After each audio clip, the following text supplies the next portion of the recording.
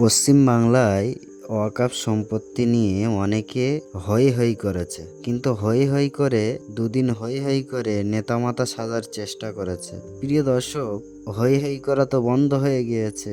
মুখ্যমন্ত্রী তিনি তো বলে দিয়েছে দিল্লি গিয়ে আন্দোলন করো, তাহলে ভোটের সময় দিল্লি গিয়ে ভোট চাবে, এমনটা জানাচ্ছে সাধারণ জনগণ। প্রিয় দর্শক, আজকে মানুষের মন কেড়েছে পিরজাদা আব্বাস সিদ্দিকী। প্রিয় দর্শক, আজকে পানির মধ্যে ভিজে ভিজে বক্তব্য দিয়ে। প্রিয় দর্শক, আপনারা সেই ছবি দেখছেন। প্রিয় দর্শক, এই বিষয় নিয়ে আপনাদের মূল্যবান মতামত অবশ্যই জানাবেন।